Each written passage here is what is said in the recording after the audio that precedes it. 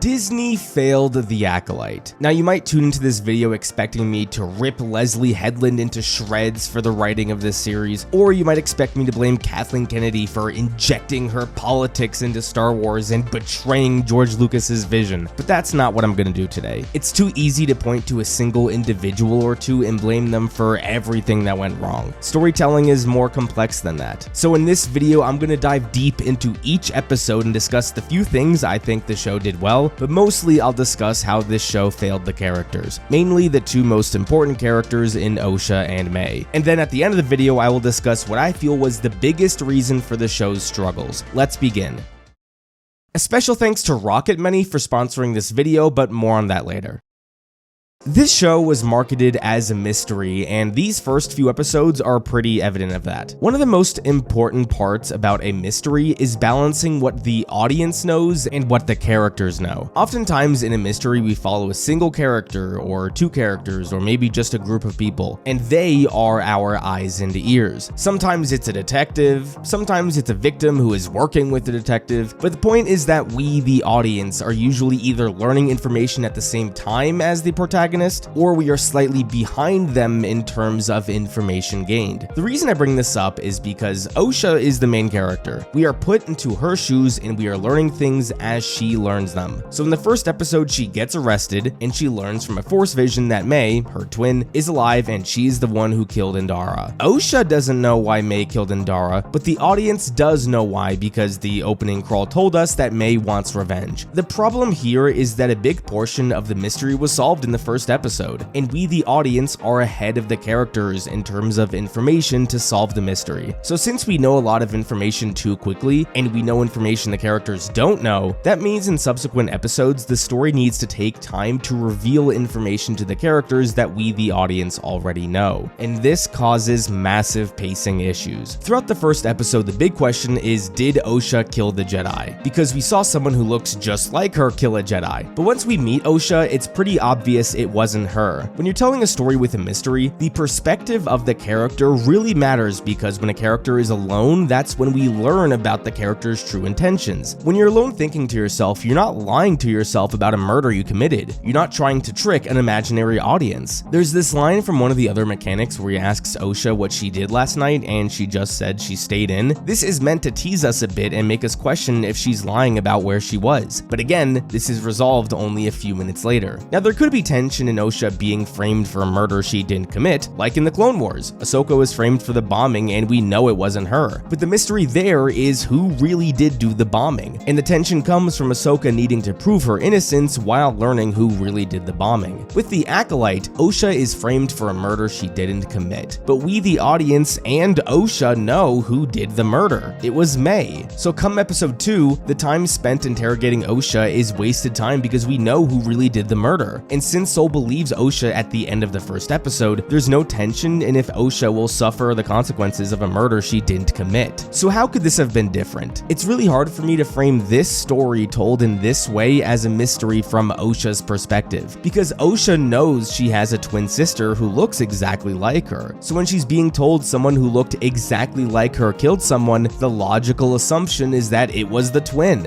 And since she's the point of view character, she can't hide that information from the audience. What the writers could have done differently is either not show the opening sequence or show it but have May wear a mask or something. Basically, don't show the killer is played by the same actress as the main character. The reason I suggest this is because I don't want to take away the opening scene. I think it's an effective opening, but I want there to be tension about who really killed the Jedi. And if you remove the force vision that Osha has that confirms to her that May did kill the Jedi and is alive, then the tension for the rest of these early episodes stems from Osha wanting to learn if it really was May who killed the Jedi, and if May is really alive. Giving Osha this agency in the beginning of the story is really important because you want your main characters to be active characters who have agency. And unfortunately, Osha is a character who has no agency whatsoever. She makes no active decisions throughout the entire series pretty much, and it's probably the biggest reason why so many people struggle to connect with her. I'll focus on May in the next episode, so let's dive into Osha and where the writers failed in setting up her character. So we meet Osha in the Day of a Life type scene. She's a sweet girl girl who is cute with her droid, she's friendly with her coworker, she's friendly with the former Jedi, but she also has some trauma with an event in her past that has to do with a big fire. And by the way, I have no interest in discussing the logistics of there being a fire in space. That's just not what I do here, so don't expect that kind of nitpicky criticism. We learn quickly from Yord that Osha was a failed Jedi who left the Order, and frankly, I find this to be a brilliant idea. We've never seen that in Star Wars, a failed Padawan who left the Order. Ahsoka doesn't really count because we saw her as a Jedi for most of the Clone Wars. So I love this concept. It leaves us wondering why Osha left the Order, what caused it. But all that is undercut only a few scenes later when Yord exposition dumps Osha's entire backstory to the audience. We learn in a single scene that Osha's entire family was killed in a tragic fire, and that this was something she couldn't deal with and it led to her having to leave the Order. It's storytelling 101. You don't want to have an exposition dump where you learn an entire character's motivation and backstory, especially from characters who already know this information. I want to compare this scene to Rey's introduction in The Force Awakens. Say what you will about The Force Awakens, but Rey's introduction was wonderfully done. Rey never stares at the camera and says, "My family abandoned me and this is something I struggle with severely and it has led me to never leaving this planet." Instead, over the course of like 10 minutes, we learn that she is alone. The visual language of these scenes emphasizes over and over again that she's a loner. We know she's been tallying something for a long time, presumably days since something happened, and then we learn she is waiting for her family to return, and she's confident they will return. We can put all these scenes together and we can conclude she struggles with her parents abandoning her. The audience learning about Rey's struggles through her actions is so much more effective than this exposition dump we got about Osha and her struggles. Now let's imagine a world where Osha's backstory and her struggles were excellently conveyed. There are still big issues. One is that Osha never suffers any consequences from her flaws. Not once. We're supposed to believe that Osha's struggles with overcoming her past is what's going to lead her to turn to the dark side. That is the main reason she killed Sol and is willing to become a Sith. We simply don't ever see her struggling with this until the last episode. We are told over and over again that the trauma of her past led to her failing as a Jedi, but again, we never see her struggle with controlling her anger or her rage until the last episode. How can the audience empathize with a character and her flaws if we don't see her struggling with said flaws? The other big issue with Osha, and I said this before, is that she's not an active character. Osha does not make any decision that pushes the plot forward in episode 1, episode 2, episode 4, episode 5, and in episode 6, aka every episode that's not a flashback or the finale. Osha is just reacting to events around her. She at first gets arrested. Once she's arrested, the other prisoners just tell her there's gonna be an escape. Then she crashes and begins to run away from the Jedi until they catch her. The whole prison escape sequence was so wasted because we learn nothing about Osha. The only thing we learn is that she is somewhat of a good person because she freed that one dude. This was an active decision she made that allowed us to learn more about her, but again, in the grand scheme of things, it's pretty minor. It would have been a far better use of time if the writers used this escape to highlight Osha's angers and her struggles with controlling her anger. Let's say instead of Osha being so willing to cooperate with the Jedi, she's furious about it. She's pissed that her former friend Yord is so willing to think she's responsible for the murder of a Jedi Master, so she gets thrown into this prison ship. Instead of the other prisoners coincidentally planning an escape, what if Osha planned the escape herself? Maybe we see her through her anger at the Jedi use the Force to break one of the prison bars and she's able to get out. Then maybe she fights these prison droids and in the process damages the ship, resulting in it crashing on the snow planet. The main point is that we see the benefits of her anger and her dark side tendencies in that she was able to escape, but we see the consequences of that in that she damaged the ship and almost died from a crash landing. In this little rewrite, Osha makes active decisions and we see the effects of her flaws, something that is lacking throughout the entirety of this series. So those are the main examples of issues I have with Osha in episode 1, and as you'll see in the subsequent episodes, this continues to persist. On to episode 2.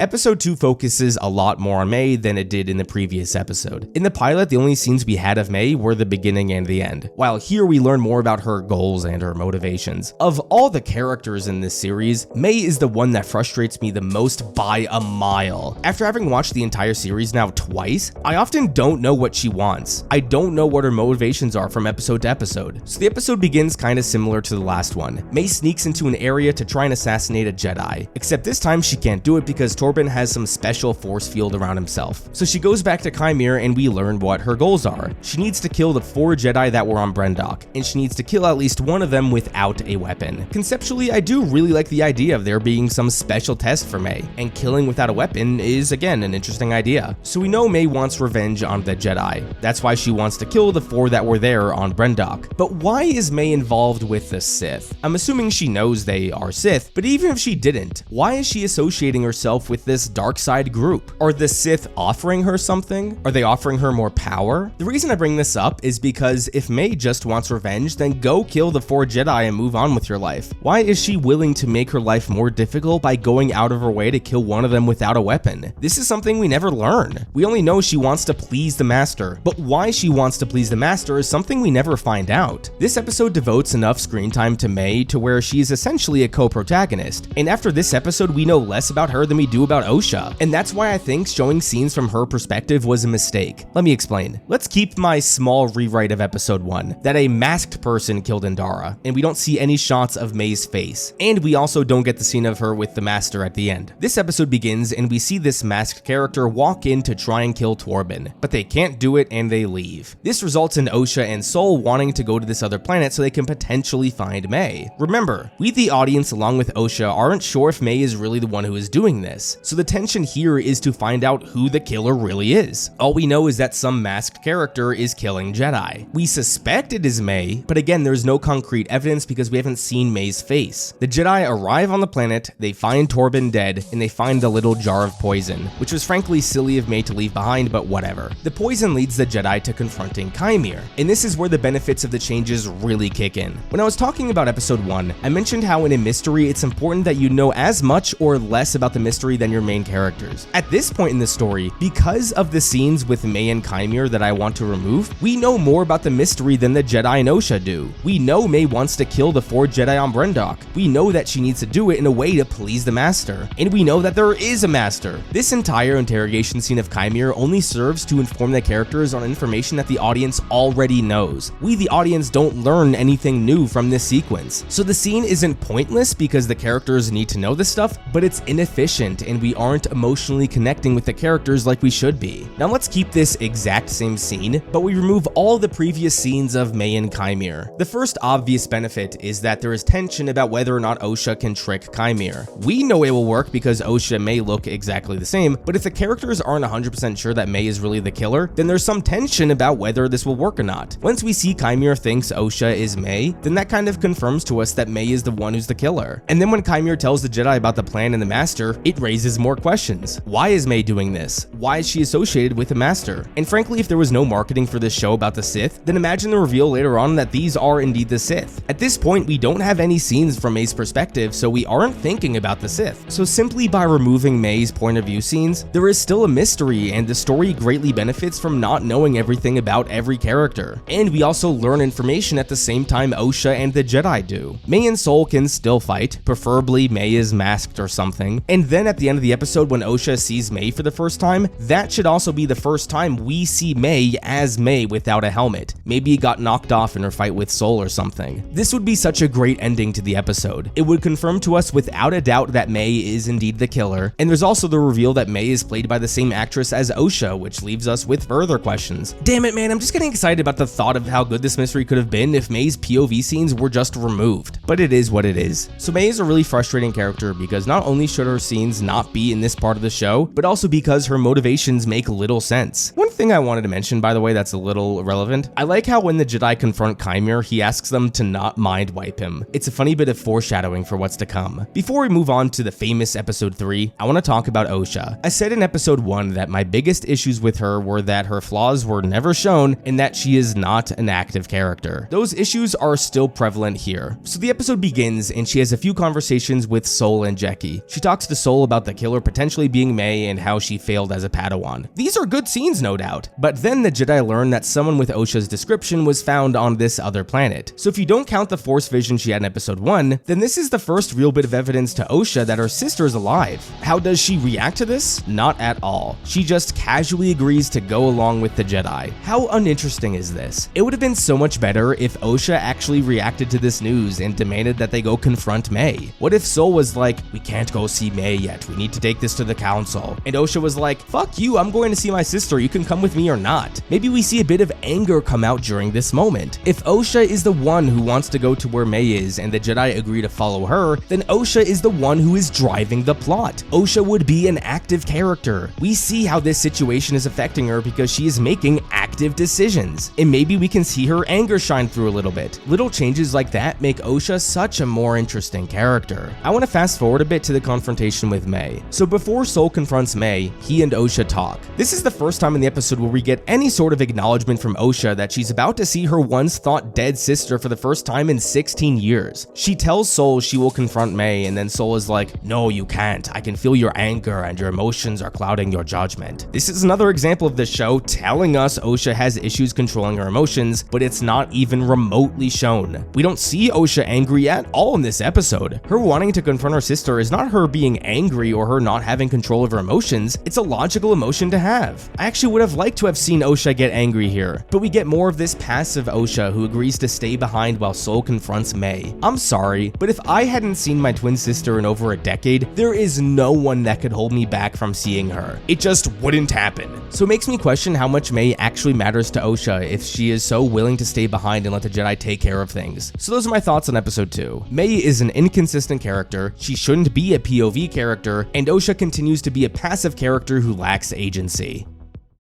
Episode 3. Dun dun dun! Now, you might be someone who is tired of all these bad shows on streaming these days, but you might be surprised to learn that you're still paying for all these streaming services. If you're one of these people, then today's sponsor Rocket Money is the app for you. Rocket Money is the app you need to save more and manage your money better. This personal finance app allows you to manage your subscriptions, lower bills, build a custom budget, grow your savings all in one place. I talk a lot about movies and shows on this channel. Sometimes I subscribe to a streaming service just so I can watch the new season of a show. Then I forget to cancel my subscription, and next thing you know, throughout the year, that's $100 down the drain. But thanks to Rocket Money, I can keep track of all these subscriptions, streaming services or otherwise, and cancel them when I don't use them anymore. If you don't care to use it to manage subscriptions, it's also a great budgeting app. And in today's world, everyone needs a great budgeting app. To try out Rocket Money today and unlock more features with premium, head to rocketmoney.com/Goldman or click the link in the video description. Again, that's rocketmoney.com/Goldman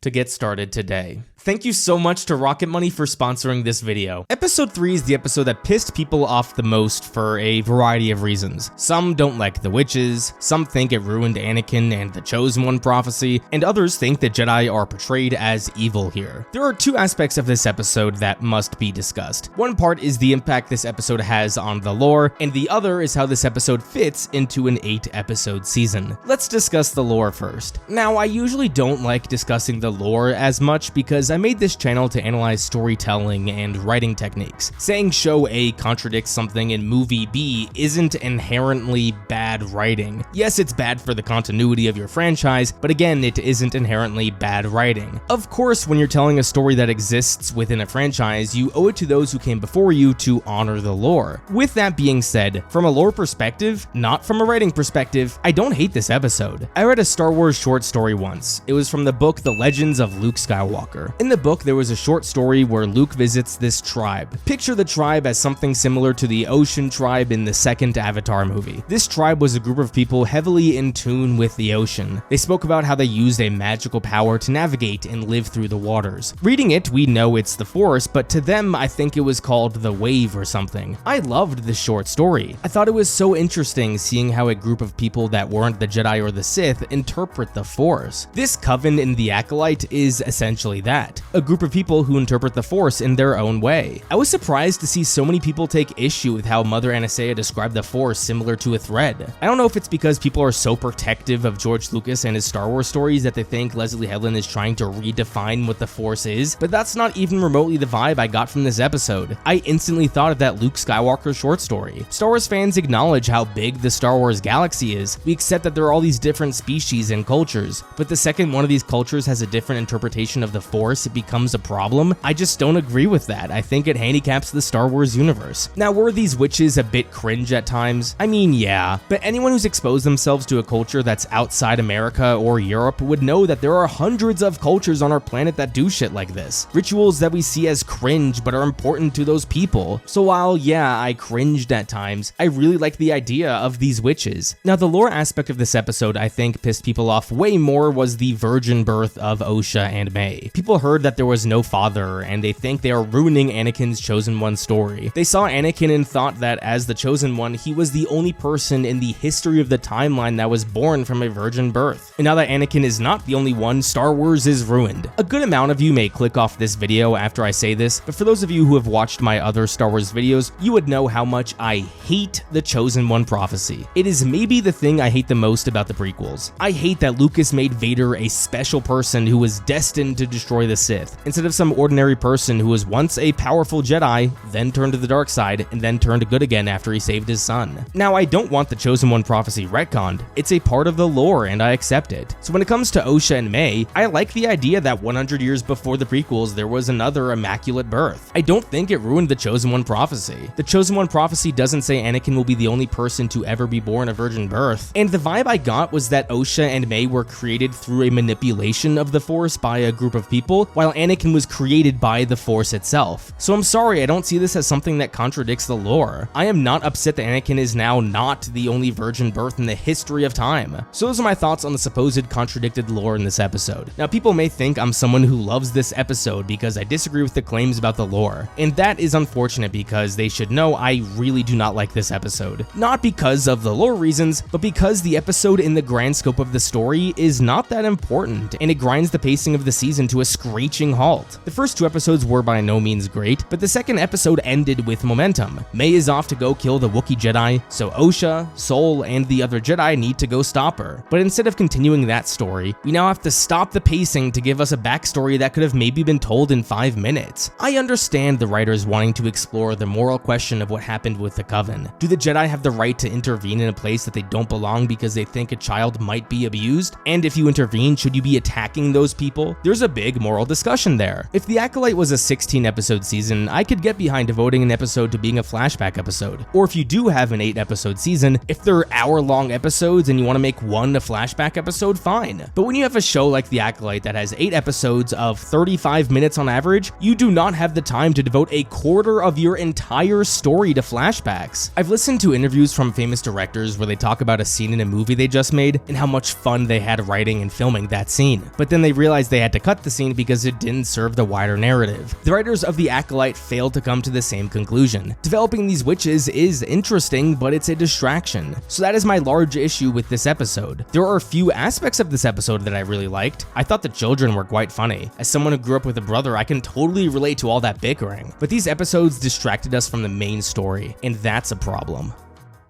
Episode 4 might be my least favorite episode of the season, surprisingly. What frustrates me the most about this episode is how inefficient it is. This show loves to take any momentum it had and grind it to a halt. So at the end of episode 2, Sol knows where May is going and what she's trying to do. But instead, Vernestra insists they go all the way back to Coruscant, repeat the events of the first 2 episodes, then send him on the mission that he wanted to do in the first place. The same crew that was with Sol in the first 2 episodes is the same crew that tags along with him in episode 4, except there are a few extra no-name Jedi. So in the end, it was pointless to have Sol and the group go back to Coruscant. If it was absolutely necessary that we have this meeting with Kiandi Moody, then just have Sol check in via hologram. It's not that hard. I'm assuming the other reason for this pit stop to Coruscant existing is because they want to give Osha these moments where she shows her fears. She tells Jecki her business is done here, and then when Sol asks her to tag along for the mission, she initially rejects, saying, "I just just can't. I don't understand this character beat for Osha. For one, again, it makes her a passive character. After seeing her sister for 5 to 10 seconds, she decides she doesn't care to further pursue her. Sol is the one driving the plot, and Osha still has yet to make an active decision in this story. Now, what I think they were getting at is showing how much fear can consume Osha. She's too fearful of another confrontation with Mei, so Osha is trying to avoid her because of it. There's potential for this, but Osha's mind is changed half a minute later when Sol convinces her to tag along. And even in the grand scheme of things, it was always Osha's anger that was her biggest struggle, not her fears. So I didn't find this character beat to be all that necessary. After they leave Coruscant, it's just an episode where characters wander in the forest for 20 minutes. This is the episode I look at where I see that this story just wasn't designed to be a series. They just take a beat and drag it along for a whole episode. Like, Osha has this conversation with Yord about stopping Mei, and the conversation went nowhere because Yord never had the chance to stop Mei. Osha has some conversations with Jeki, which I actually quite liked. They had a confrontation with the bugs, which was a bit silly, and then Sol gives her some basic Jedi talk about confronting the past or whatever. One thing that kind of bugged me about this episode is that Mei and Chimere land on the planet in the beginning of the episode to try and find Kalnaka. While this is happening, the Jedi go back to Coruscant, have meetings, then travel to Kofar, and still manage to get to Kalnaka at the same time as Mei. Mei and Chimere must have landed so far away for them to lose their head start on the Jedi. But going back to Sol and Osha, I do need to question Sol's thought process here. Why is he so adamant about finding Mei and believing she can turn good? I get wanting to find Mei so he can save Kalnaka, but the way he frames this to Osha is that he's trying to save Mei from the dark side. You could argue that maybe Sol is just a good guy and he feels guilty for his past and wants to make it up to Osha and Mei. But now that we know Sol killed Osha's mother and that Mei knows about it and that Sol is trying to hide this from Osha, it's quite peculiar that Sol wants to bring Osha to Mei again. Like, is Sol not worried at all that Mei is going to tell Osha the truth? If this was something he was concerned about, then he should have told Osha the truth here. I get Sol's afraid to tell Osha the truth, but then why put yourself in a situation where the truth is bound to come out? So Sol's fears and motivations are a bit confusing here. But speaking about confusing motivations, let's talk about Mei, because this episode turned Mei into the most inconsistent character. Let's go through Mei's line of thinking, shall we? Mei begins the series by wanting to get revenge on the Jedi because they killed her family, and she believed that included Osha. Although she wouldn't really have a good reason to think Osha was dead, but whatever. So Mei teams up with the Sith to get revenge on the Jedi. Her motivations for teaming up with the Sith are still relatively unclear. I know before I said there was no logical reason she could team up with the Sith, but I'm actually going to backtrack that thought. It's fair to think that Mei teamed up with the Sith because they offered to train her, but now she's in too deep, so she needs to complete the mission, because if she doesn't, they'll kill her. That's serviceable. But then she finds out Osha is alive, so her loyalty to the Sith has wavered. Mei begins episode 4 saying she can't believe Osha teamed up with the Jedi scum. Then, when she's venting to Chimere, she says, "You know I want this more than anything," only to turn back on the Sith 5 minutes later. The Jedi she wanted revenge on so badly, she's now willing to turn herself into them, give them information on the Sith, and expect to be set free, all because Osha is alive. This is where my confusion comes in. Osha being alive doesn't change the fact that the Jedi, from Mei's perspective, are responsible for killing her whole coven and destroying her home. If her entire motivation was because she thought they killed Osha and only Osha, then maybe this could work, but that doesn't appear to be the case. Here's what I think the writers were going for. Mei joined the Sith because her family was gone, and the Sith in a perverted way became a family to Mei. The Sith then told her that to be stronger she had to give into her anger and her rage, so Mei focused her energy on her vengeance for her strength. But once she finds out Osha is still alive, she realizes she doesn't need the Sith anymore because part of her family is still alive. This is why she's so willing to turn her back on the Sith. Come episode 5, part of it is more confusing because she begins to fight the Jedi again after in episode 4 she's so willing to turn herself into them. People pointed this out as another character inconsistency because one episode she said she would trust the Jedi, but the next she doesn't. I think the point here is that Mei just doesn't really care about the Jedi. If they can help her, great. If not, she'll kill them. All she cares about is being with Osha. So those are my guesses for what might have been Mei's motivations, but I don't think this was well conveyed at all. Before moving on to the next episode, I want to continue my hypothetical rewrite. So remember, at this point in my rewrite, Mei has not had any POV scenes. We don't know her motivations other than that one scene with Chimere. So you could take this episode down one of two paths. You can continue to not have Mei be a POV character character, and this episode is only from the perspective of Osha and the Jedi. They can wander the forest, and then when they go to Kelnaka's house, they find May there hiding inside the house. Then the stranger shows up, and boom, you have the fight. Also, if you remove May's perspective, then you have less scenes of Kymir, which is good at first. Watching the regular first 4 episodes, it's pretty obvious that Kymir is the Sith Lord. There was a very short list of people it could be, and Kymir was at the top of the list. But if you remove all the May POV scenes, then we only have one scene of Kymir, and that's when he was interrogated by the Jedi back in episode 2. So the Kymir reveal in episode 5 I think benefits greatly because we aren't so sure it's Kymir. So the Kymir reveal in episode 5 I think benefits greatly. Because we only saw him once, it becomes less obvious that he's the Sith. But since we at least saw him once, the reveal still works because we know who he is. So that's one route this episode could have gone down. The thing is, at some point we do need to have May's motivations revealed to us. So the other route you could go down is showing May's perspective from this episode, and there you flesh out May a bit more. Or what you could do is have May's motivations be revealed in episode 5 or 6. When May and Osha have their conversation for the first time, this can be when we learn about May. Or when May goes undercover as Osha with Sol. That could be where we learn about May's motivations. I think either works. So episode 4 was a big waste of time, and could have been condensed to maybe 10 minutes instead of 30.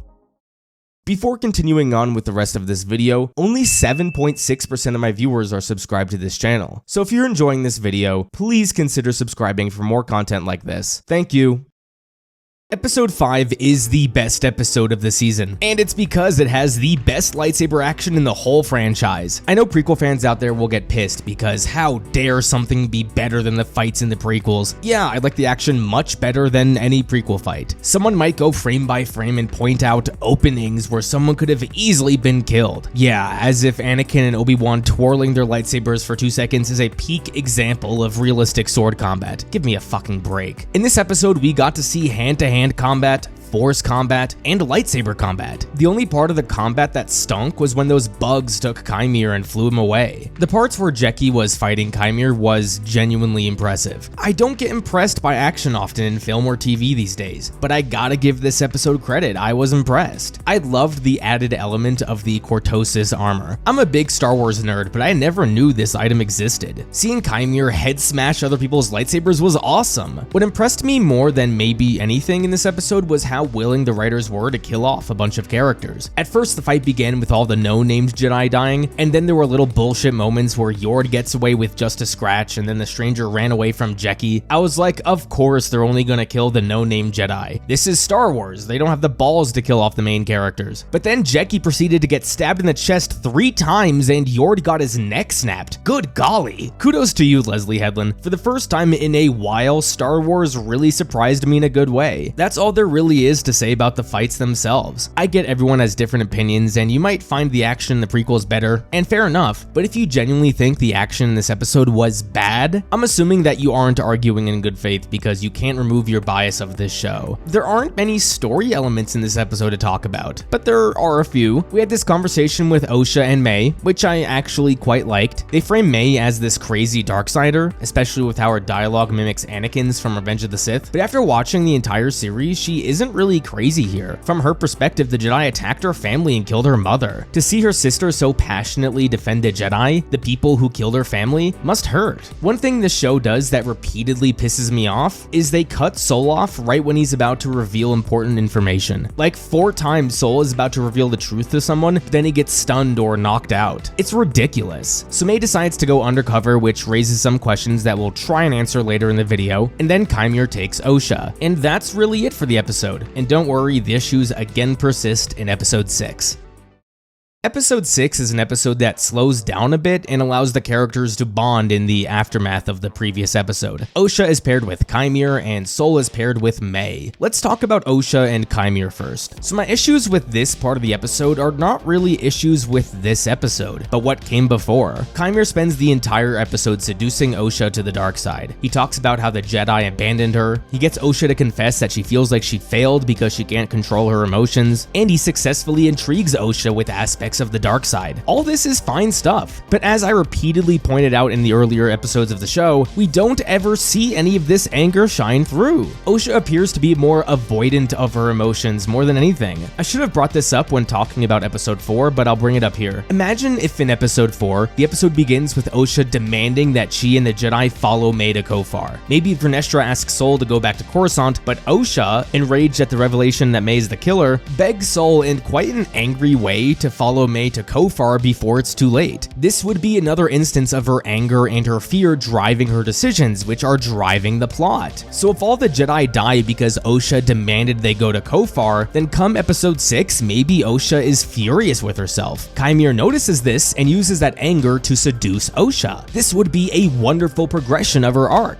At the end of the season, I get the vibe that the writers wanted this to feel like a tragedy, that Osha turning to the dark side was the true regression of her character. How interesting would it have been if Osha was clearly struggling with her anger all series, but the Jedi never tried to help her with it? They only focused on May and the murders. Here comes Chimere, the one person who tries to help Osha. And then in episode 8, her turn to the dark side makes so much more sense. These scenes with Osha and Chimere could have really worked. I loved hearing what Chimere had to say and how Osha responded to it. But at this point in the story, the character development either happened or it didn't. And for Osha, it wasn't executed properly. I think this is why in these videos I make, I like spending so much more time on the earlier episodes rather than the later ones. We usually agree that the later episodes are the ones that are the most important, but this is when all of the story beats pay off. Oftentimes, the payoff is not the issue, the setup is, and episodes 1 through 5 didn't set Osha up properly for a turn to the dark side. Episode 6 features Osha talking about how much she has struggled with her anger, but again, for the 100th time, we have never seen her struggle with that anger. Now, while I think these scenes with Osha and Chimere were more about poor execution rather than bad scenes themselves, the scenes with May and Sol leave me scratching my head. What makes Sol's actions so hard to analyze is that we don't know his motivations when he's making certain decisions. The episode begins with May and the audience under the impression that Sol believes May is Osha. A lot of scenes play out under this assumption, but then towards the end of the episode, Sol stuns May, revealing that he knew it was her and not Osha. The question here is, at what point did Sol figure this out? Did he figure it out right when he woke up in episode 5? Or was it only the scene before? Sol tells May earlier in the episode that he is ready to go to the Jedi Council and confess everything that's happened. Is this something he believed he was telling Osha and thus he was genuine? Or did he say this because he knew he was talking to May and that is what she wanted to hear? Again, it's hard to say because we don't know. Sol puts out a distress signal to the Jedi. We assume he did this because Sol believes he is with Osha and is ready to take her back to Coruscant. But then afterwards, he stuns May and he jumps away into hyperspace, leaving us wondering why he ever set off a distress signal in the first place. This is something that even the Jedi with Vernestra pointed out. Regardless of what his intentions were when making those decisions, we do know for certain that Sol would rather go off to chase Osha without telling the Jedi he just confronted a Sith Lord. And that part really leaves me scratching my head. Sol did try to communicate with the Jedi, but because of poor connection, he couldn't tell them specifically what happened. Fair enough. But how can you make the call to continue on with your mission without telling the Jedi that your 1,000-year-old arch enemies are around? It's baffling to me. And episode 8 doesn't further quell any of these frustrations. So moving on to May, I'm still confused about what this girl wants. At the end of the last episode, she left Osha to go undercover with Sol. I think that May wants Sol to give his confession. This is something she repeatedly asks Sol to do in episode 8, so I'm guessing that's what she wants from Sol here. But why? It would be one thing if she were suspicious of Sol and she needed to learn for certain that he was the one who killed her mother, but she knows that Sol killed her mother. She saw it happen.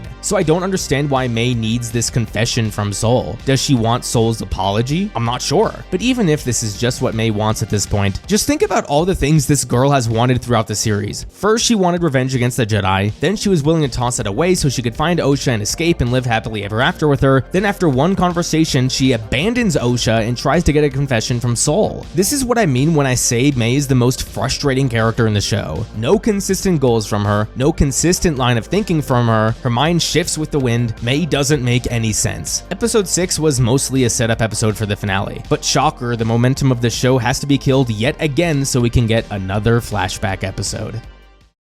Episode 7 is a slightly better version of Episode 3, but I still have the big issue of if it's worth sidetracking the momentum of the story to show it. I think some aspects of this episode are crucial to show, but the whole thing, in hindsight, I think it would have been better if bits and pieces of the flashbacks were shown here and there, or if it was just one episode devoted to the flashbacks. Maybe it would be the first episode. This way, it is not a flashback. I get PTSD when talking about flashbacks because I remember the Book of Boba Fett, so that's why I think it might be best if the flashbacks were first, thus they are, again, not flashbacks. You can end the episode with Sol in the audience thinking May died, and then my rewrite for the beginning of the series still works. Either way, I want to discuss the decisions made by the characters in this episode and the moral questions it raises. The main question is if the Jedi have the right to intervene in someone's home if they think someone might be in harm's way. Some may say yes, and some may say no. I think I side with the witches here. We saw that the witches were not abusing the twins, so Sol's belief that the girls were in danger was because of his own prejudices. To be fair, Anastasia didn't set the tone very well when she invaded Torben's mind, but either way, the witches have the right to refuse the Jedi and not let them take the children. The big question, of course, is was Sol in the right to kill Anastasia in that moment? I would say that using the words "in the right" or "justified" is not fair. The whole point of these witches narratively is that they use the dark side, but does that make them evil? Is it illegal for someone to use the dark side of the Force? I'm not sure, actually. The Jedi do treat it as if it's illegal for anyone to use the dark side, and I think that's the point the show is trying to make, that the Jedi shouldn't have unilateral control of who can use the Force and how. So given that these witches use the dark side, and that Sol is aware of this, when Anastasia turns into black dust and is taking May with her, I would say it is understandable given Sol is a Jedi that he would kill her. But context is so important. If you remove all context, yeah, it seems so obvious that Sol should kill Anastasia here. But when the Jedi are invading their home, it just changes things. And also keep in mind, I have the knowledge of knowing these witches are not evil. They just use the dark side a bit. Sol doesn't know this. Based on the aggression from Coral, he can only assume the other witches' intentions. Now, of course, after this moment, the fighting escalates. Coral invades Kalnaka's mind, and Dara frees him from this, and then somehow this results in the death of all the witches. That was something that bothered me. Torben in the second episode killed himself because of his guilt over what happened. Sure, if it was me, I would feel really bad that my actions led to the death of a lot of people, but freeing Kalnaka's mind leading to the death of all these witches was something I found to be so contrived. The writers were thinking, how can we get the Jedi to accidentally kill all these witches? Oh, let's have them die when a mind invasion is broken. I just hate that story point. It seems like such a contrived situation that I would struggle to engage in a hypothetical about how I would feel. So the Jedi take Osha, and then we learn how Indara planned on lying to the Jedi to cover up what really happened. And this felt so unnecessary to me. The reason she told Sol she'll lie to the council was to protect Osha, that she knew Sol would somehow be disciplined and thus Osha would probably not end up becoming a Jedi because of it. I get the part about wanting to do right by Osha, but this is the stuff that annoys me and many others about the Jedi in this show. We know that this show is trying to tie into the prequels. We saw how flawed the Jedi are in those movies, and this series was going to show us some of the beginnings of that. But I think there's something different about being flawed and covering up your crimes because you feel like you were in the right. I just don't think I can see the very flawed Jedi of the prequels make decisions like these. Indara was so willing to cover up a crime, and then in the finale, Venestra is so willing to cover up the potential existence of the Sith. I don't like how the Jedi are treated.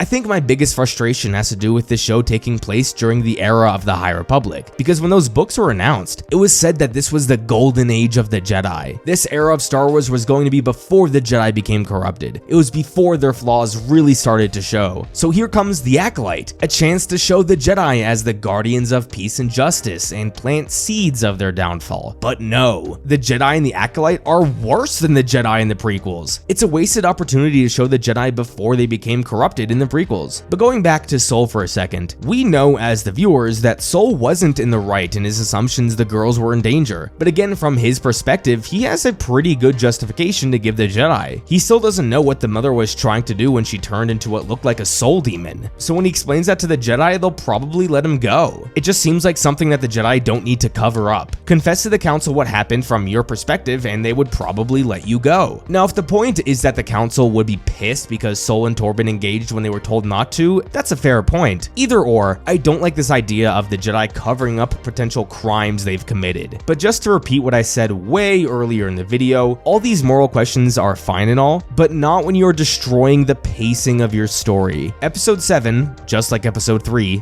did that. So let's move on to the finale to see how it all gets wrapped up.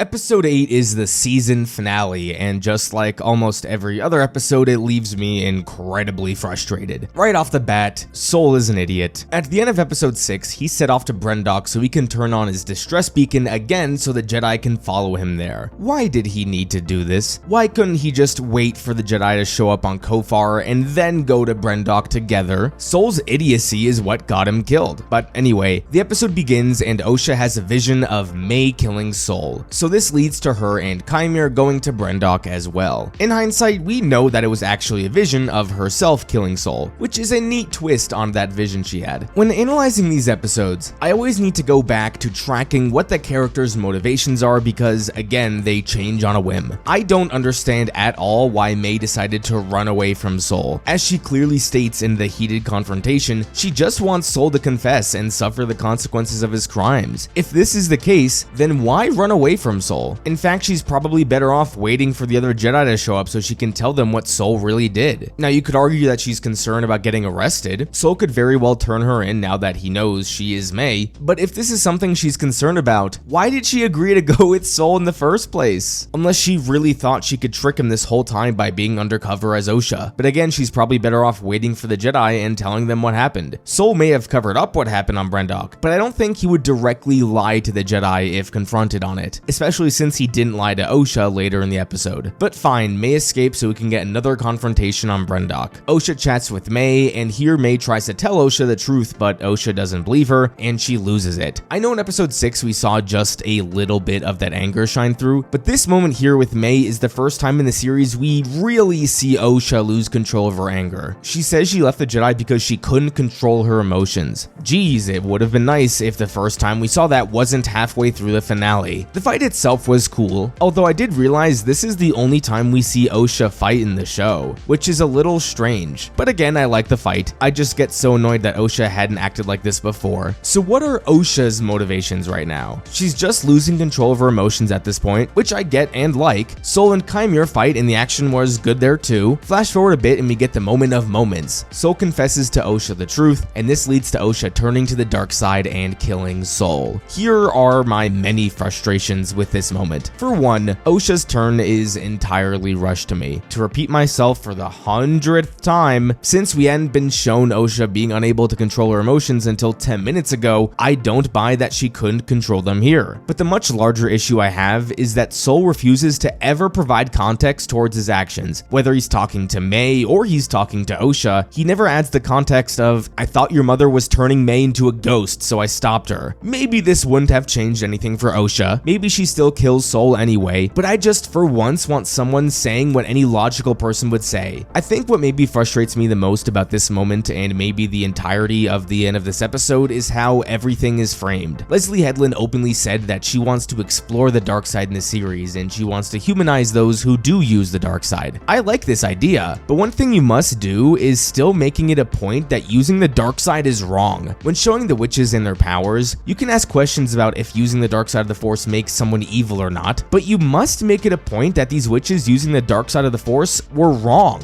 I feel like the moment Osha kills Sol, it is not being framed as something that is evil. Sol even says, it's okay, as if he understands that she's killing him. Sol is without a doubt the most morally good person in the series. Sure, he's flawed, there is no question about that. I actually even really like the detail that he never apologizes to Osha about killing her mother. He just keeps making excuses for himself. So Sol is flawed, but he's still a good guy. Osha killing Sol here is not a morally gray decision. It is an evil one, and I think the writers want me to believe it's morally gray. When we get Osha and May's conversation under the tree, it's at this moment where these two sisters who have been separated are finally reunited and finally love each other again. Except they're both killers and they're both more than willing to work with the Sith. May's mind wiping is this tragic moment because the sisters will be separated again. It should be tragic because Osha has to join the Sith because of this decision. Oh, by the way, I hated this mind-wiping thing. One off-comment joke from Chimera in episode 2 that everyone forgot about is not enough setup for a power we have never seen in the new Star Wars canon before. It's another big example of plot convenience. I know this isn't an example of May being wishy-washy per se, but she wanted Sol to stand trial for his crimes, right? Osha kills Sol and May doesn't care at all. Maybe May only cares about Osha learning the truth, but the point is that even when May does have goals, they're so thin that once someone else undermines them, she just doesn't care. It makes for less interesting characters. Oh, and another thing, by the way, remember earlier in the video I said Osha doesn't make any active decisions until the end of the series? Well, I take that back because that's not true. She doesn't make any active decisions. Not once. Everything is reactionary. Oh, she has a vision of May. Let's go leave to find her. Oh, Sol actually killed her mother. Now she will kill him. Oh, we're cornered and we have no plan of escape. Let's make a deal with Chimera that I will join him if he allows May to leave. It's all reactionary. You know why Chimera is probably the best character in the series? Because he is the only one who has clear and consistent goals. He only wants two things: to find an apprentice and to keep his identity a secret. Everything he does is consistent with one of those two goals. Anyway, the season ends with Venestra blaming everything on Sol so she can cover up that her former apprentice is probably responsible for the murder of like 10 Jedi. Oh yeah, and we saw Darth Plagueis and Yoda, which was cool, I guess. So yeah, those are my thoughts on the season finale of The Acolyte.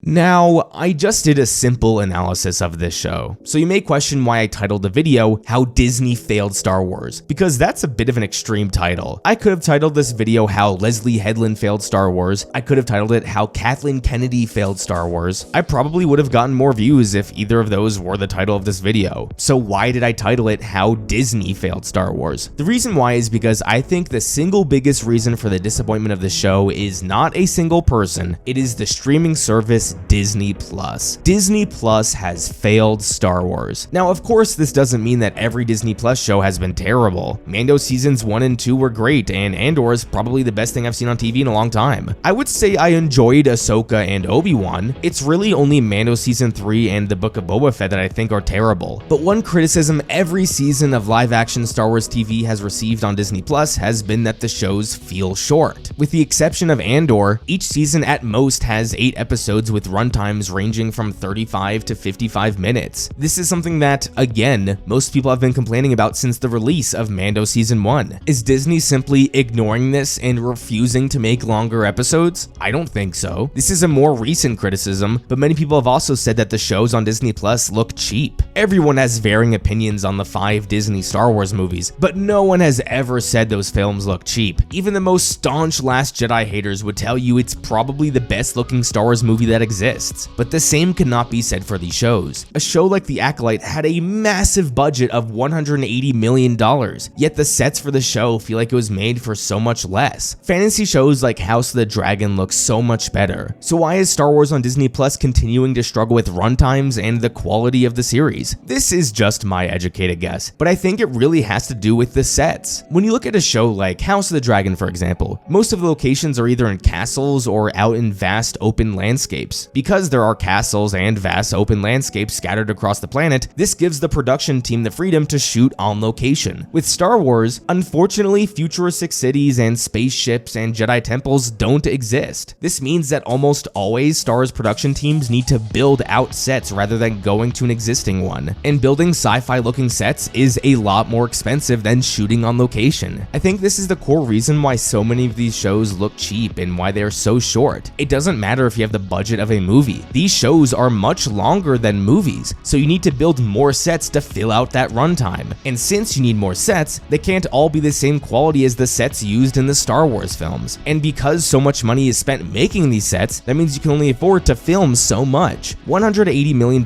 is a lot of money, but unfortunately, oftentimes it just isn't enough to tell 8 hours of Star Wars TV. Now, you may counter my points with something like the first season of The Mandalorian, and you'd be fair to point that out. Sure, The Mandalorian feels smaller in scale than the movies, but look at most of the locations used in the show. Desert, forest, dirty, mucky planet. So much time was just filmed in spaces that are very easy to animate in the volume. Constantly building out set after set like in the Acolyte is a lot more expensive than the tiny sets used in The Mandalorian. Once these shows started getting much larger in scale, that's when they began to feel small because the production teams can only do so much. Now, obviously, Andor is the big exception. Season 1 was 12 episodes, and the sets look gorgeous. Well, of all the Star Wars shows on Disney Plus, Andor is the only one that repeatedly filmed on location. So many of these locations in Andor are real places that were scouted out and transformed into sets that fit the Star Wars universe. That's why it looks so much better than almost any other show on Disney Plus. But unfortunately, not every show has the luxury of using real-world sets the same way Andor does. So what's the solution here? Sure, Disney could throw $300 million on a show and make it feel like Star Wars, but I don't think that's the solution. I think Disney and Lucasfilm need to realize that telling a proper live-action Star Wars show on Disney Plus is just not always feasible. You're going to have to stretch out these budgets to pay for sets, for writers, for directors, for each episode, and you're going to end up with a show like The Acolyte, 8 episodes of 35 minutes each. TV is not supposed to be this short. Television exists so audiences can get invested in characters over the span of like 10 hours a season, not 4 hours. But the knife also cuts both ways. Since the production teams at Lucasfilm know they have to tell a story in the TV format, they often have to drag stories out that could be 2.5 hours and make them 4 hours. Look at the Obi-Wan show. This was a story written to be a movie. It was confirmed by the production team that this was meant to be a movie, but was changed to be a miniseries on Disney Plus. Since it was now a miniseries on Disney Plus, the writers had to take the story that was made for a movie and expand it to be about 4 hours. My mini rewrites I suggested about the Acolyte all video were serving my goal of turning this story into a movie. For one, movies make so much more money than TV shows, so Disney would probably be happier for it. As we have seen with the Disney Star Wars movies, Lucasfilm knows how to make the movies look top tier, and you don't need to artificially drag out these stories to fit the minimum runtime for a TV series. Star Wars just wasn't designed to be a TV show. Yeah, you can look at something like The Clone Wars or Rebels, shows I love by the way, but in live action it just wasn't designed to be that way. I think someone out there could edit The Acolyte into being around 2 hours and the story becomes much better. But again, I really think the biggest reason The Acolyte failed was because it is a TV show on Disney Plus. The story dragged on much longer than it needed to be, and characters like May and Osha, aka the 2 most important characters in the show, suffered because of it. At the end of the day, I don't think The Acolyte was good, but I don't think it was the worst season of live-action Star Wars. If I had to rank the 8 seasons of live-action Star Wars, I would put it at 6. Given all her faults, Leslie Headland did try to tell a nuanced story with themes and character arcs. It just failed to be compelling. If you guys want to see more from me talking about Star Wars, check out my second channel, Star Wars Overanalyzed, where I break down all the Star Wars movies. Thank you everyone so much for watching another one of my videos. Don't forget to tonight the Claw Squad, and I will see you guys next time.